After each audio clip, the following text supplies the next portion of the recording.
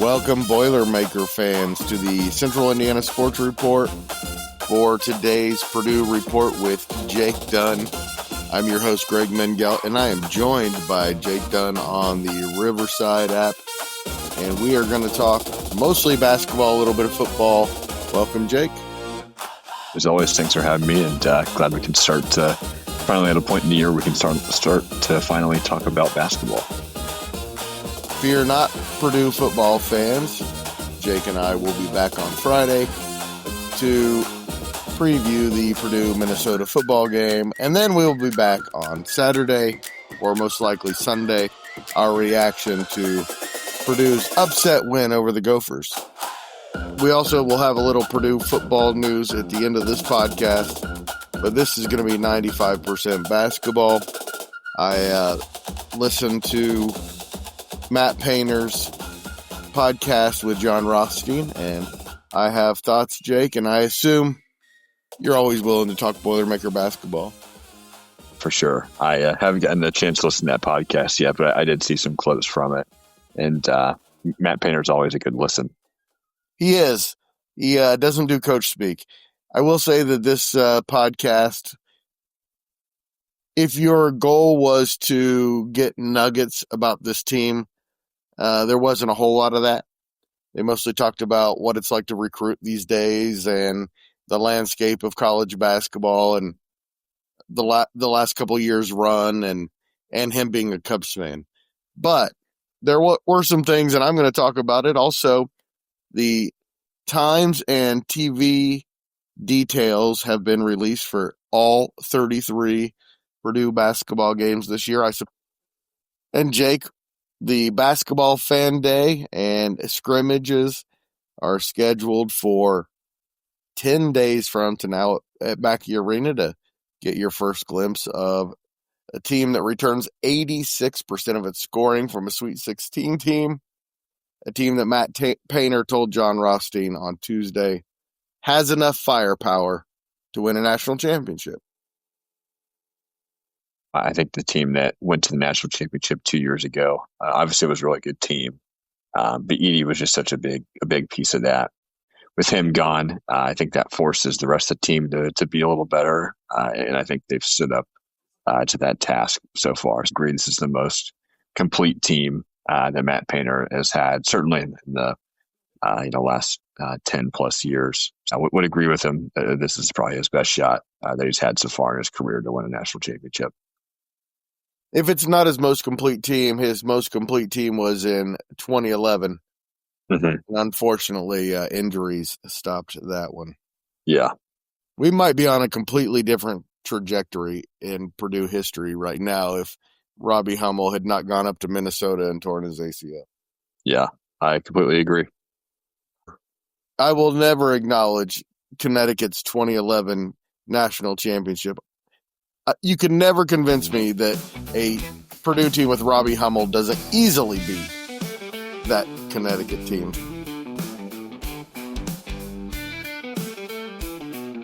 And Jake, we're just 16 days away from the scrimmage at Rupp Arena, and now less than a month away from the season opener against Evansville at Mackey Arena. Right around the corner. Really excited to get to watch that Kentucky game. I know I've talked about it before, but just a once-in-a-lifetime type of opportunity for these players to go and play in an arena like Rupp Arena. It's a really cool thing that college basketball is doing now, where you have these kind of marquee games, even if they are exhibition games, and they're for charity. So raising money for stuff like that is a really cool thing that teams are doing. And I wish I was able to make the trip to Rupp Arena. That's on my bucket list of places to go, but unfortunately, I'm unable to make the trip. I've been there too many times. Every time I go there, it's just, ugh. All right, let's get to some news of the day, and that is that Braden Smith is the preseason Big Ten Player of the Year. That was announced by the Big Ten on Tuesday. He was the unanimous choice and the third straight season that a Purdue player has been the Big Ten preseason player of the year. It was a 10-member panel of media that covers the Big Ten full time. And Trey Kaufman-Renn also unanimous first team. Neither of those is a surprise. Braden Smith, you could argue his biggest competition for Big Ten Player of the Year was his teammate, Trey Kaufman-Renn. To your point, no surprise that Braden Smith was named the preseason Big Ten Player of the Year. And if he ends up winning it, that'd be the fourth straight year that a Purdue player's won it, right? Because Edey won it twice, and then if Braden Smith wins it, it'd be 2 years of him too, right? That's correct. The voting for Big Ten preseason player of the year, Braden Smith, number 1, Trey Kaufman-Renn, number 2. Bennett Sturtz of Iowa was number 3. Yaxel Lindeborg of Michigan. Then Nick Martinelli of Northwestern. Bruce Thornton of Ohio State.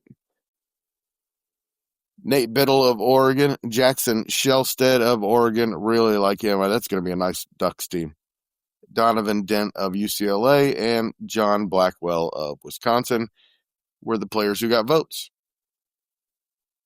I think obviously a lot of really good players on that team. And to your point, Oregon will have a pretty nice squad. I liked what I saw from Nate Biddle last year. And Oregon always has a fairly solid team. So Shellstead Biddle combination inside out is one of the best in the Big Ten, just not nearly as good as Purdue's. Exactly. Luckily, I believe Purdue gets Oregon at home. That's right. Yeah. So they last year went to Oregon, was able to win. So they get Oregon at home this year. So that'll be a nice a nice environment. You don't have to play on the road there.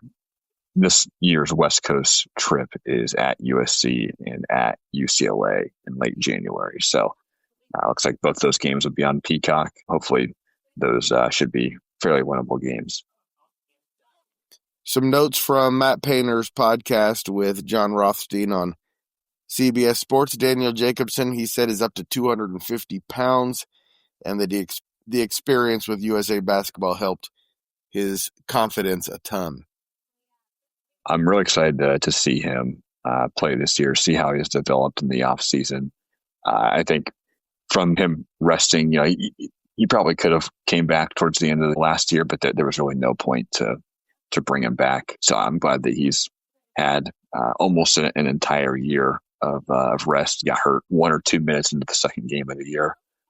So he's got a bunch of rest. Like I said, he's got some good experience with Team USA, and really looking forward to seeing how he performs and how he transforms this Purdue defense that really struggled to keep people out of the paint and keeping people from scoring in the paint. So the center position is my favorite position in basketball. So I'm really excited, like I said, for him and Oscar Clough as well. He also said Omer Mayer, the freshman from Tel Aviv, 6'4" freshman guard, he said he is very physical and tough. That fits in pretty well with the team. Yeah, I feel like Braden Smith is pretty physical and tough. Same thing with Trey Kaufman-Renn. He's not afraid to be physical on both offense and defense. So I think you'll see that with Jakari Harris more as he kind of takes on a bigger role this year. And CJ Cox is just tough and relentless. So yeah, fits in really well with the team. I think the personalities match really well there. Excited to see him get to play this year and learn. 1, learn under Braden Smith. 2, play with Braden Smith, and 3, just learn from the staff and learn the system as a whole. So I'm really excited for him this year, but even more so just to see him kind of take fully the reins next year after Braden Smith graduates. Another thing, Jon Rothstein asked Coach Painter who had improved the most over the offseason on his roster, and he said basically it was pretty even, that everybody did exactly what they were asked of during the offseason, and they all improved in their different ways. But the 3 guys that he mentioned individually were you mentioned them, C.J. Cox and Jakari Harris, and Jack Benter, who redshirted last year, a freshman from Brownstown. I knew of Jack Benter a little bit and followed him, from a distance, online through his later years of his high school career. So I'm glad he redshirted, and I wasn't really sure what to expect of him, but some of the clips we've seen from scrimmages and practices and things, really excited to see what he brings to this team and just how he fits into the team. So I know they brought in Liam Murphy from North Florida, who's a lights out shooter. But I expect Jack Benter from kind of what I'm reading to really play a pivotal role on this team at the 4 position, a position that I thought he wouldn't really have much of a chance to play. But it sounds like he's kind of gotten bigger, gotten more physical, and has a decent shot to carve out a role there as a 4. And that's another thing he said. He really loves the depth of this team. He said depth is a bit of a two-edged sword because you really want to play your best players as much as possible, but really loves the depth of this team. And I wonder where the minutes are going to come for Benter and to a lesser degree Harris and Cox. And I wonder about the rotation at center with Jacobson and Clough and Burgess, and there's not a lot of minutes to go around there. Matt Painter, we've known him for not having much of a leash with his rotation. Usually only plays 7, 8 guys, sometimes 9 guys. With a team this deep, it's hard to divvy up the minutes there, and it's also hard to get good production when you're only giving players 3, 4, 5 minutes of game time. It's not consistent longer stretches. So that's why he gets paid the big bucks. So it's his decision to make, and he's proven to us that we are just gonna have to trust the decision that he makes. He said he also likes what he's seen from freshman Antoine West and senior Liam Murphy, who I'd completely forgotten about, to be honest with you. You talk about depth. I completely forgot about a pretty darn good player transfer from North Florida. Said he might be the best shooter on the team. That was his specialty, shooting. He had quite a few attempts at North Florida. I think some of the most attempts in the country, and made it at a pretty good clip. So he was out earlier through the fall practices and or summer practices, I should say. He was out with I think it was a shoulder injury, but he's back to being full go.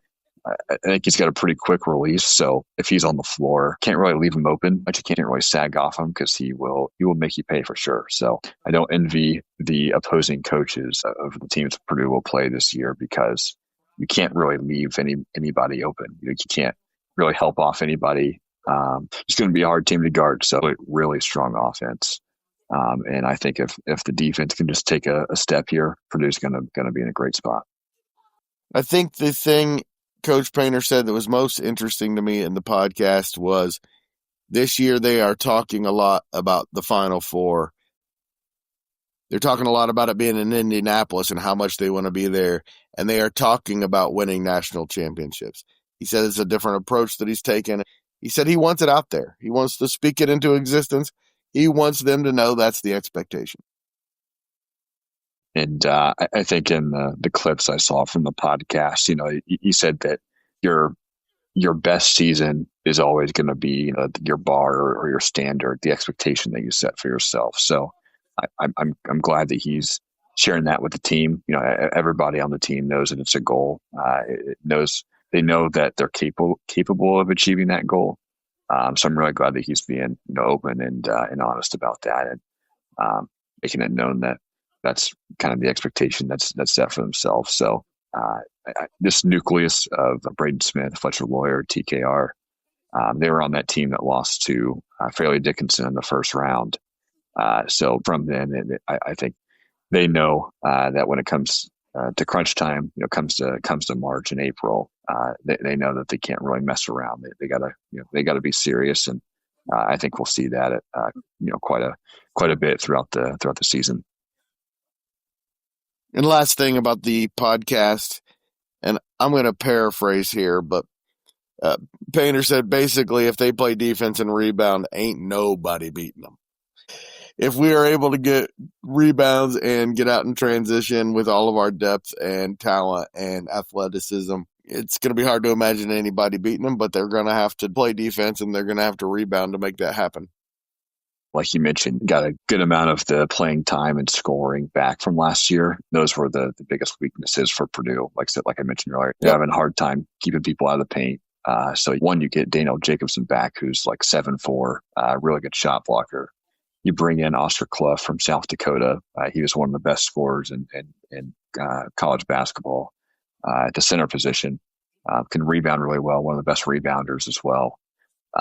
And again, he's like 7 foot, 6'11", so he's obviously going to be a little bit tougher to shoot over than Trey Kaufman-Renn might have been at 6'9", 6'10". So a lot of people may not know this, but that South Dakota State program is really good, and he was their best player for a couple of years there. Absolutely. So I know he was interested in Purdue, and I think Iowa State was really kind of the other big competition from him. But I'm glad that he realizes the opportunity that's in front of him to play for a national championship at Purdue, and understands kind of the success that centers have had at Purdue, and how that can set them up for success and at the pro level, whatever that looks like for him. Yeah, really glad that he's on the team. You mentioned the team's depth with Raleigh Burgess and Antoine West. I think is a really hard decision to make there with those two, of whether or not to redshirt them last year. Going into the season last year, you could have made a pretty strong argument for Raleigh Burgess to redshirt, but he didn't, and I think it worked out anyway because Daniel Jacobson got hurt, so Raleigh Burgess had to play anyway. But his shin, or I think it was his shin, but his leg wasn't fully healed. So that kind of limited him as we progressed through the season.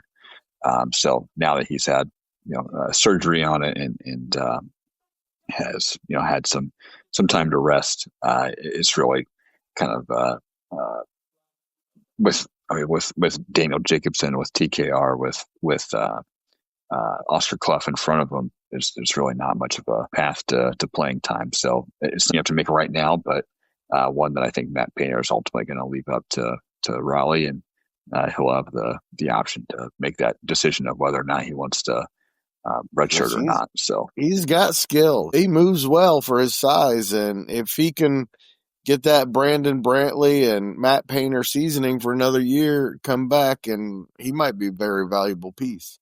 So I think it'd be good for him to redshirt to get more practice. Obviously, when you redshirt, you can still practice. You can still do everything that the team does, just not playing the game. So yeah, I think it'd be really valuable for him to redshirt and figure to be a really big piece of this team. Coming to next year. So, and with Antoine West, Matt Painter's kind of raved about how good he is. And he's a freshman. He's physical. He plays defense. He plays hard. So it fits in really well with the team. But there's just not much of a path to playing. You got Braden Smith, Fletcher Lawyer, C.J. Cox, Jakari Harris, Elmer Meyer. So yeah, there's just a lot of people in front of him. But he's a guy that if he gets hot, he's hard to stop.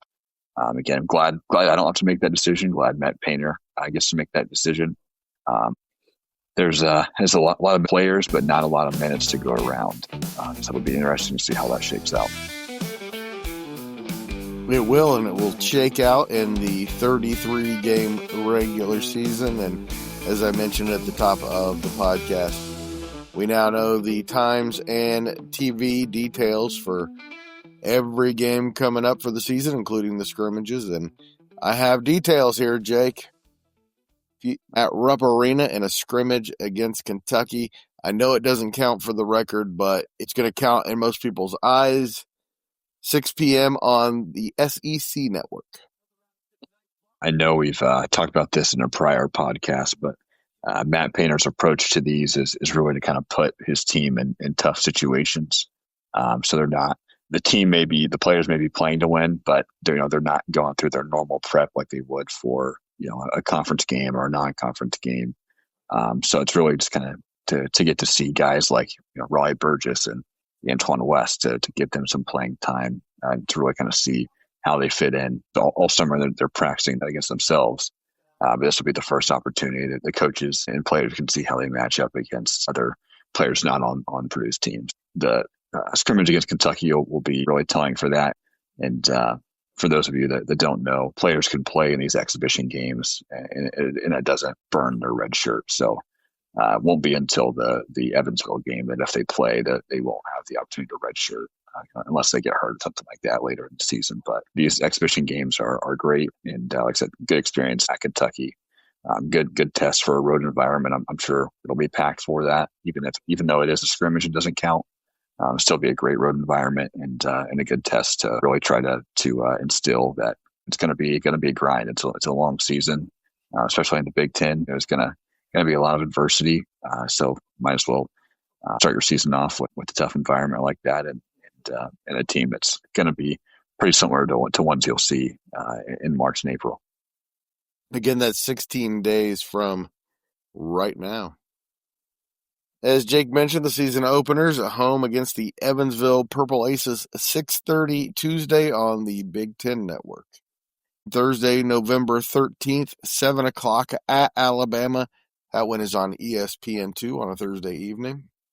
In both games in the Bahamas, Memphis on Thursday, November 20th, and either Texas Tech or Wake Forest on the 21st is on the CBS Sports Network.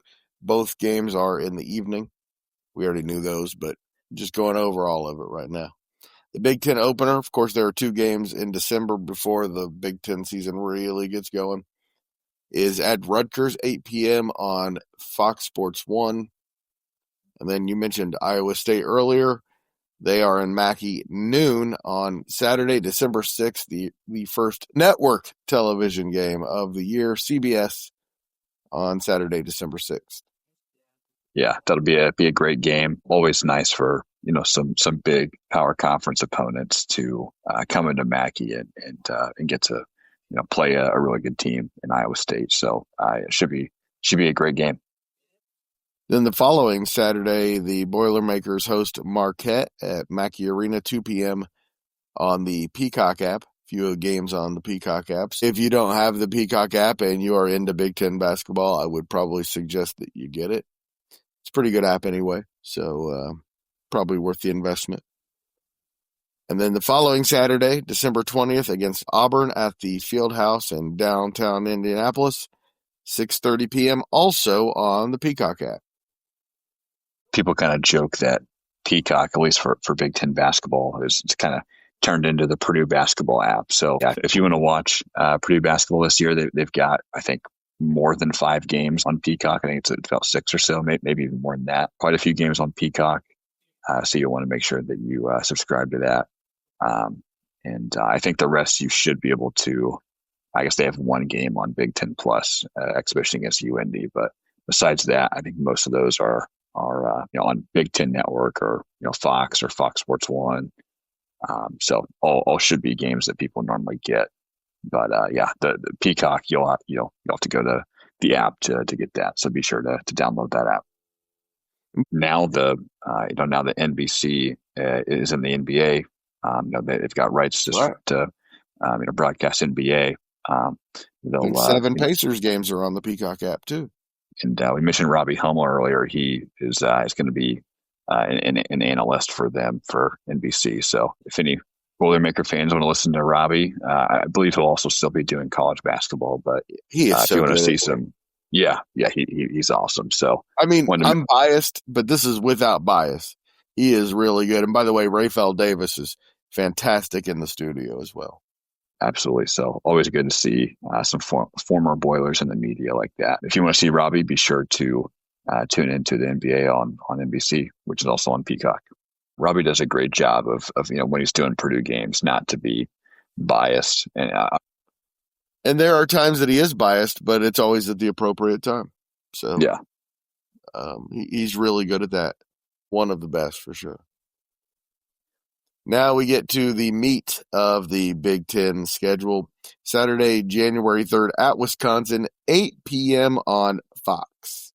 Saturday, January 17th and Tuesday, January 20th, they go out to UCLA and USC. Both of those are on the Peacock app. Again, going over the highlights of the Purdue schedule. The announcement of the finalization was Tuesday. And then Saturday, January 24th at home against Illinois, 3 p.m. on Fox. And that's going to be one of the best games of the year, Jake. Yeah, really hoping that Purdue isn't too tired or too jet lagged from the trip out west for that Illinois game. Illinois is a really good team. Got a really good players. A lot of them from overseas. Seems like they're kind of more of a professional team than a college team, but that's just the environment of college sports these days. So yeah, Purdue's going to need to be at their best for that game and be a good opportunity for former Tipton Blue Devil, former Huntington Forester, former Evansville Purple Ace, and now current Illinois Fighting Illini, Ben Hummerkaus. The first Illinois player we've ever liked. Yeah, that is the truth. So that be a good opportunity for him to get to play in Mackey. And so I've said it before, I'll say it again. Hope he scores 70, but I hope Purdue still comes out with the win. That's right. I hope he loses hard, but has a good game. Yeah. Great family. Yeah, absolutely. The first game against Indiana is in Bloomington, Tuesday, January 27th, 9 p.m. on the Peacock app. That's a little inconvenient. Then back-to-back games on CBS at Maryland, 1 p.m. on Sunday, February 1st, and Oregon at home at 1 p.m. on Saturday, February 7th. The home games against Michigan and Michigan State, Tuesday, February 17th, and Thursday, February 26th, are also on the Peacock app. And then the return trip, IU at Purdue, 8 p.m. Friday, February 27th on Fox. So a nationally network televised game, Jake, but the IU Purdue games this year, Tuesday at 9 p.m. on the Peacock app and Friday night. And can we please get at least one of these games on Sunday afternoon, at least Saturday afternoon? I feel like these games just belong on the weekend in the afternoons. I know you want to get your best teams in prime time. These games just belong on the weekend. So Tuesday, how about Saturday night in prime time? That'd be great. Yeah, whatever. Exactly. Not Tuesday at 9 p.m. on Peacock. Like that's not setting yourself up for success, in my opinion. So from a viewership standpoint, but I get that the Big Ten is invested in the Peacock app being successful and moving a lot of their coverage there. I get all that, but let's not do that with IU Purdue. I know. I'm sure NBC and Peacock paid quite a bit of money to the Big Ten for these big games, but yeah, I mean, we can't be having one of the best rivalries in college basketball on a Tuesday night at 9 p.m. on Peacock. We just can't have that. So. No. Yeah, would love to see these games be on the weekend where they belong. Absolutely. And they open March on CBS in Columbus against the Buckeyes, 1:30 on the 1st. And they finish the regular season 4 p.m. Saturday, March 7th at home against the Wisconsin Badgers on CBS. Be senior night for the big three. Plus Oscar Clough and Liam Murphy too. So it'll be a pretty emotional day on Saturday, March 7th against Wisconsin. But hoping the arguably one of the best trios in Purdue history. I think they could really stamp that if they win a national championship. But one of the best trios in Purdue basketball history can hopefully go out on a high note on the 7th against Wisconsin. I see 33-0, Jake. That would be ideal, but we've seen teams, of this caliber lose maybe in at Rutgers or maybe in at Maryland. There's some kind of sleeper games in there that you may not think will be very close, but turn out to be to be pretty good games. I don't know. I kind of have my guesses on which games those might be. We will have to see. At Alabama, that's the one that jumps out to me as one that I could see them having a really hard time in a tough environment. You look at Wisconsin, at Maryland, at UCLA. Those are the ones that you would think. And then, you have Illinois at home. They're not invulnerable from losing at home, but I really believe they're going to be favored in all 33 games. For sure. Obviously barring any sort of, don't say it. Don't say it. Any sort of trouble that yes. Purdue may get into, barring any sort of that, Purdue should be favored in every game. Oh, it still hurts. And it's not just Robbie Hummel who got hurt. Glenn Robinson injured his back the night before the regional final. You had Isaac Haas breaking his elbow. Isaac Haas. I was going to say dude from Alabama. Isaac Haas get injured. I'm not sure that would have made much difference. I didn't think that team was playing well enough at the end of the year, but Matt Painter's convinced that they go to the Final Four if Isaac Haas doesn't get hurt. Yeah. Yep. He knows more than I do. Seems to be a lot of what ifs, and at least in recent Purdue basketball history. Oh my gosh. No, not just recent, man. It goes way back. Way back. And once again, Jake and I will be talking Friday morning about the Minnesota game. And I got to admit, as of right this moment, Jake, I have not watched one play of the Minnesota Golden Gophers this year, so I got some work to do. But in some news, Tony Grimes will play on Saturday. I'm glad he's back at practice. I think the secondary issues we've seen go deeper than him. Obviously, it still hurt to have him out. But Minnesota, I also haven't really watched much of their tape, but they don't have the traditional run heavy offense or power run identity, I guess what I should say, that they normally have. So first time in years that they haven't had a 1,000-yard rusher there in the backfield. So they're still a tough team though. Got a pretty solid quarterback. But a defense that allowed 52 at Ohio State and barely survived Rutgers. They beat Rutgers 27-24 earlier this year. So going to be an intriguing matchup. Minnesota has kind of owned the series at home. Minnesota opened as a 10.5-point favorite. I think it's a little closer than that now. But yeah, should be pretty similar spread to Illinois, around 7 or 8 points at kickoff. So should hopefully be a close game. Before we go, ESPN Analytics says 36% chance Purdue wins this game. I'd say more like 45. More on that Friday. Thanks, Jake. And thank you so much for listening, Boilermaker fans. Please do us a huge favor and share this podcast with a Purdue fan in your life and help spread the word that the Central Indiana Sports Report is here talking about Central Indiana sports every single day.